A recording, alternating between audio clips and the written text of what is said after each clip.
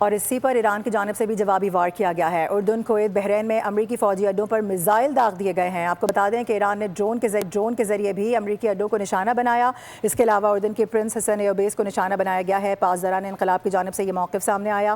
یہ بھی بتایا گیا کہ ایئر بیس پر میزائل اسٹوریج اور فیول ٹینکس تباہ کر دیے گئے ہیں، جبکہ کویت میں علی السالم ایئر بیس پر اہداف کو نشانہ بنایا گیا ہے۔ اس سے پہلے بھی کئی بار علی السالم ایئر بیس پر بہت سے اہداف کو نشانہ بنایا جاتا رہا ہے۔ اپنے ناظرین کو بتا دیں کہ کویت میں پیٹریوٹ ایئر ڈیفنس سسٹم، اس کے علاوہ فیول اسٹوریج ٹینکس بھی تباہ کر دیے گئے ہیں۔ آپ کو اپڈیٹ کر رہے ہیں اس حوالے سے۔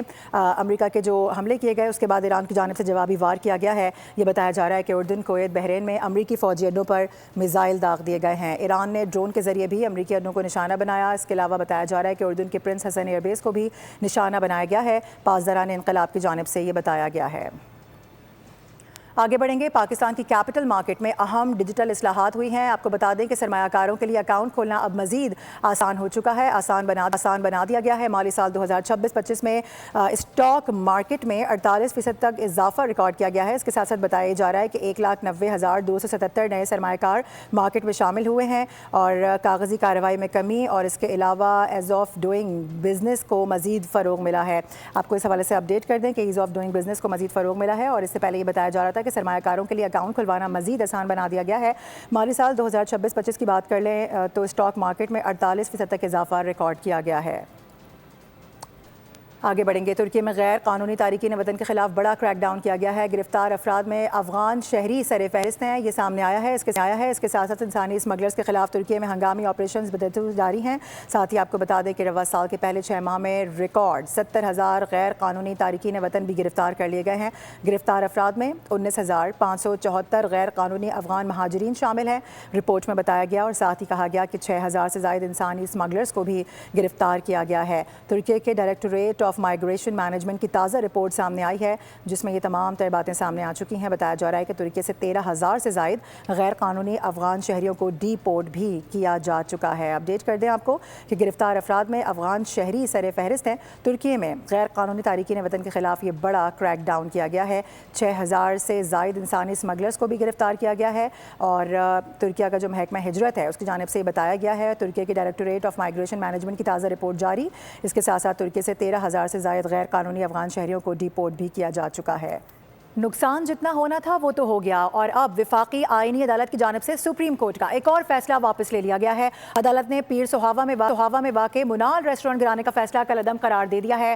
عدالت نے سی ڈی اے اور میٹروپولیٹن کارپوریشن کی اپیلیں بھی منظور کر لی ہیں۔ وفاقی آئینی عدالت کا بڑا فیصلہ، مونال ریسٹورنٹ گرانے کا سابقہ فیصلہ کل عدم قرار دے دیا۔ اگست 2024 میں مارگلا کی خوبصورت پہاڑیوں میں واقع مونال ریسٹورنٹ کی مسماری سے 700 سے زائد گھروں کے چولہے ٹھنڈے ہو گئے تھے۔ تاہم وفاقی آئینی عدالت کے فیصلے نے نئی امید پیدا کر دی۔ جسٹس حسن اظہر رضوی کی سربراہی میں وفاقی آئینی عدالت نے سی ڈی اے اور میٹروپولیٹن کارپوریشن کی اپیلیں منظور کرتے ہوئے سابقہ فیصلہ کل عدم قرار دے دیا۔ عدالت نے واضح کیا کہ ملکیت کا فیصلہ ٹرائل کورٹس کریں گی، اور یہ فیصلہ بغیر کسی تعصب یا عدالتی دباؤ کے ہونا چاہیے۔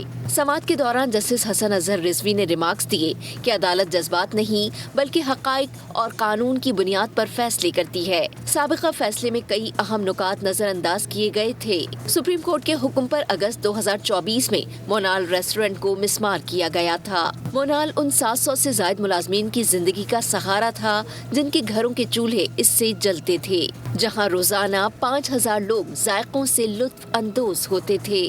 ابھی خبر یہ آ رہی ہے کہ سوشل میڈیا کے منفی اثرات کے خلاف بڑا اقدام اٹھایا گیا ہے۔ عالمی سطح پر کم عمر بچوں کے سوشل میڈیا پر پابندی عائد ہونے لگی ہے۔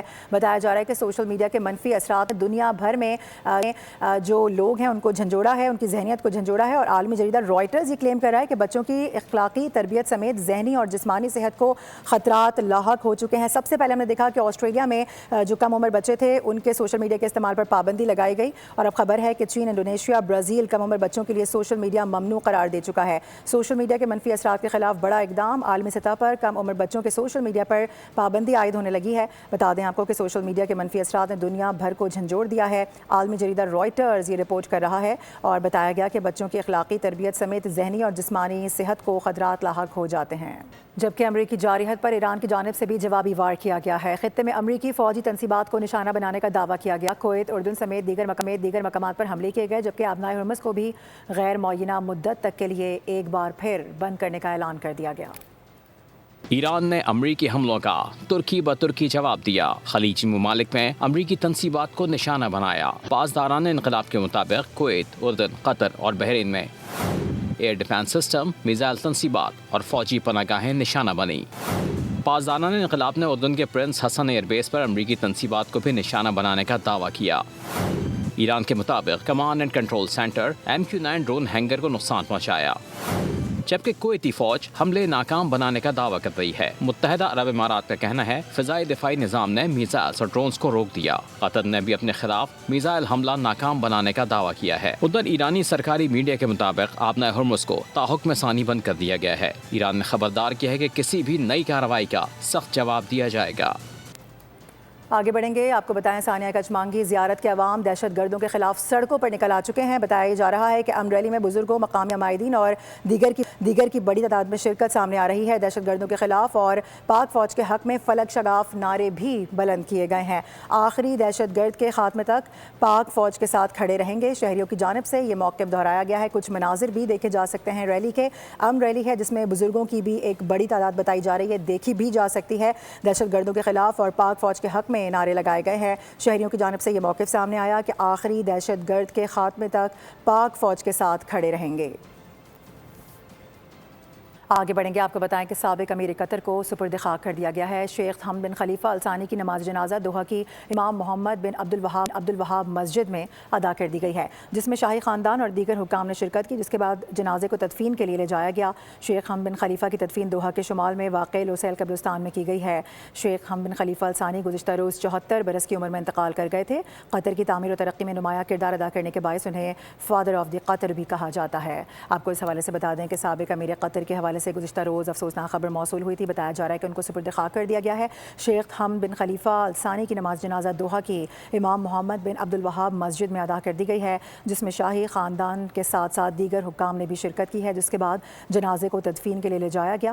شیخ حمد بن خلیفہ کی تدفین دوحہ کے شمال میں واقع لوسیل قبرستان میں کی گئی ہے، جبکہ شیخ حمد بن خلیفہ ال ثانی گزشتہ روز 74 برس کی عمر میں انتقال کر گئے تھے۔ ان کی انتھک محنت اور ان کی لازوال قربانیوں کی وجہ سے ان کو فادر آف دی قطر بھی کہا جاتا ہے۔ شیخ حمد بن خلیفہ ال ثانی گزشتہ روز 74 برس کی عمر میں انتقال کر گئے تھے۔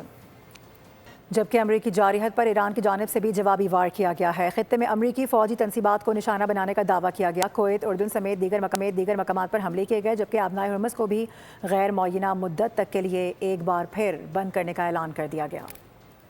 ایران نے امریکی حملوں کا ترکی بترکی جواب دیا، خلیجی ممالک میں امریکی تنصیبات کو نشانہ بنایا۔ پاسداران انقلاب کے مطابق کویت، اردن، قطر اور بحرین میں ایئر ڈیفنس سسٹم، میزائل تنصیبات اور فوجی پناہ گاہیں نشانہ بنی۔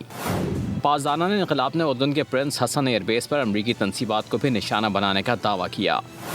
ایران کے مطابق command and control centre MQ-9 drone hangar کو نقصان پہنچایا، جبکہ کویتی فوج حملے ناکام بنانے کا دعویٰ کر رہی ہے۔ متحدہ عرب امارات کا کہنا ہے فضائی دفاعی نظام نے میزائلز اور ڈرونز کو روک دیا۔ قطر نے بھی اپنے خلاف میزائل حملہ ناکام بنانے کا دعویٰ کیا ہے۔ ادھر ایرانی سرکاری میڈیا کے مطابق آبنائے ہرمز کو تاحکم ثانی بند کر دیا گیا ہے۔ ایران نے خبردار کیا ہے کہ کسی بھی نئی کارروائی کا سخت جواب دیا جائے گا۔ امریکہ ایران کشیدگی، عالمی مارکیٹ میں خام تیل کی قیمتیں بڑھ گئی۔ امریکی خام تیل کے نرخ 2.91% اضافے سے $74 فی بیرل تک پہنچ گئے۔ برطانوی خام تیل کے نرخ 3.9% سے بڑھ کر $79 فی بیرل ہو گئے۔